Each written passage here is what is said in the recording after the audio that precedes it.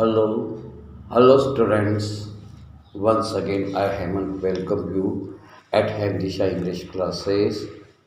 Today, I am going to summarize a new lesson from Snapshots 11th class book, lesson number 4, Albert Einstein at School, written by Patrick Pringle. What a beautiful story, and the most important thing I would like to summarize the extract from the lesson The Young Einstein. This is an extract from The Young Einstein. The author Patrick Pringle describes the troubles that Albert was facing when he was in school. He did not like the school much. He did not like the traditional methods of teaching. When he was asked regarding Waterloo's battle, so he was not able to answer, and he answered, I forgot each and everything. So teacher asked him, really you read? So Albert Einstein could not answer well. But teacher also did not have much liking for him by this way. It was because he questions things and raised valid points. Albert Einstein hated in real sense the history, but had keen interest in maths and physics. He was sent to Munich, and the story repeated there too, the same way, like same fashion. He was asked, he even asked his doctor to write him off as a lunatic not fit for the school. He made doctor to prepare fake certificate. He went to principal and asked him to leave school because he was feeling that his behavior disturbed the environment for studying. Thus, he leaves the school without even looking back and only meets Yuri, who bids him farewell and wishes him luck for his future. This story contains the childhood of Einstein, the father of modern physics. So, students, here I complete the extract summary of Albert Einstein at School, lesson 4 from Snapshot 11th class. Now I am going to summarize the same lesson, same summary in Hindi. विद्यार्थियों, आपका स्वागत है हेमदिशा English classes में। आज मैं आपको snapshots 11th class का जो लेसन नंबर 4 है वो आपको समराइज करने जा रहा हूँ। इस लेसन का नाम है अल्बर्ट आइंस्टीन विद्यालय में, अल्बर्ट आइंस्टीन एट स्कूल। लिखा गया है पैट्रिक प्रिंगले के द्वारा। इसके पहले कि मैं समरी चालू करूं, आप लोगों को हमेशा की तरह गुजारिश करना चाहूँगा, यदि आप मेरे चैनल के लिए नए हैं तो सब्सक्राइब करना न भूलें, बेल आइकन को हिट करें और लाइक करें, शेयर करें, जिससे आपके सहभागियों को भी बहुत फ़ायदा होगा और आपको सफलता मिलेगी एक एक लाइन सुनेंगे तो। यह गद्यांश एक यंग आइंस्टीन नामक पुस्तक से लिया गया है। लेखक ने उन सब परेशानियों का जिक्र किया है जिसमें अल्बर्ट आइंस्टीन का सामना हुआ जब वे स्कूल में थे।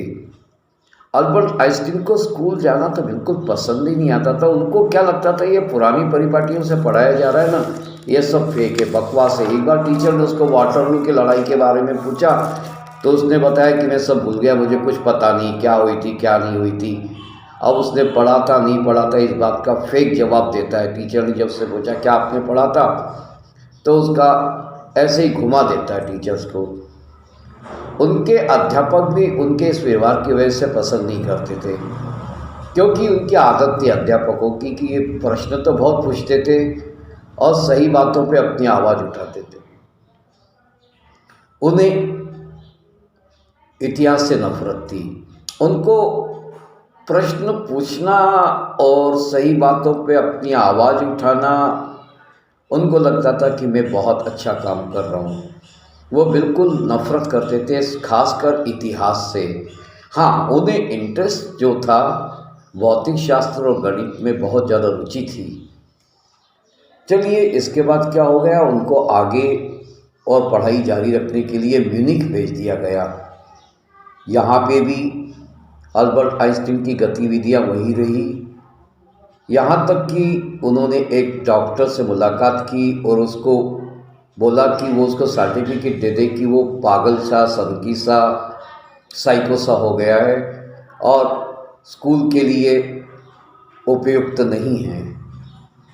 तो ये सर्टिफिकेट लेके वो स्कूल जाने को होता है, तो वहाँ पे जो प्रधानाचार्य होते हैं उन्होंने उसको स्कूल छोड़ने को कहा कि उन्हें लगा कि आइंस्टीन की इस व्यवहार से स्कूल की पढ़ाई का वातावरण खराब होता है। इस तरह वो स्कूल छोड़ देते हैं। स्कूल छोड़ते समय पीछे मुड़ के जरा से भी नहीं देखते हैं।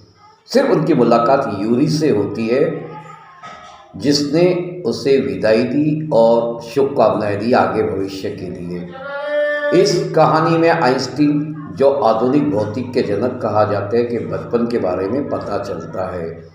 तो विद्यार्थियों, ये सारांश, ये विद्यार्थी जो आइंस्टीन है, इसकी समरी समाप्त होती है। इनके बारे में एक बात और मैं कहूँगा, आइंस्टीन एक ऐसा लड़का था जो अपनी बात पर बिल्कुल अस्थिर रहता था, स्थिर रहता था, अड़िग रहता था। जिस तरह से अपने विचार को अपने इतिहास के अध्यापक के सामने रखे, उससे ये बात सही प्रतीत होती है। अपनी सारी ताकत तथ्यों से ज़्यादा तर्क करने में लगाता था। अपने गणित के अध्यापक से ही वार्तालाप से पता चलता था कि उसे गणित कितना पसंद है। अध्यापक के द्वारा यह कहना कि मुझे गणित सिखाने को तैयार है, उल्टा होता था। अध्यापक बोलते थे कि ये मुझे गणित सिखा सकता है। इससे पता चलता है कि वो मेहनती तो है और उसमें सामर्थ्य तो है। हाँ, वो एकदम अलग था दूसरे विद्यार्थियों से। प्रधानाचार्य और आइंस्टीन कभी भी किसी बात पर एग्री नहीं हुए, उनकी सहमति एक बात पे कभी भी नहीं हुई। उन्होंने उसे स्कूल छोड़ने को अंततः में कह दिया, जैसे कि मैं पहले बता चुका हूँ। आइंस्टीन को थोड़ा सा अपमानित सा महसूस तो हुआ था हालांकि, परंतु उसने कुछ भी अपशब्द नहीं बोले। हाँ, इससे यह मालूम पड़ता है कि बड़ों की इज्जत तो वो करता था और शिष्ट था।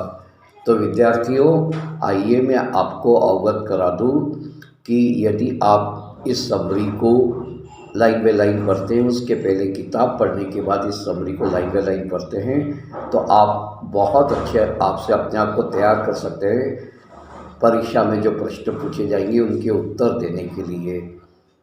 यदि आप मेरे इस चैनल के लिए नए हैं, जैसे तो पहले मैंने बता ही चुका हूँ, सब्सक्राइब करना न भूले, लाइक करना न भूले, शेयर करना न भूले। इसके साथ ही मैं यहाँ पे अगले पाठ तक के लिए विदा लेता हूँ। जय हिंद, जय भारत। खुश रहिए, आनंदित रहिए, मस्त रहिए। Thank you very much for watching.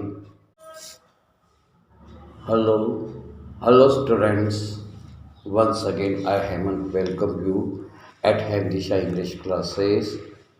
Today I am going to summarize a new lesson from Snapshots 11th class book, lesson number 4, Albert Einstein at School, written by Patrick Pringle.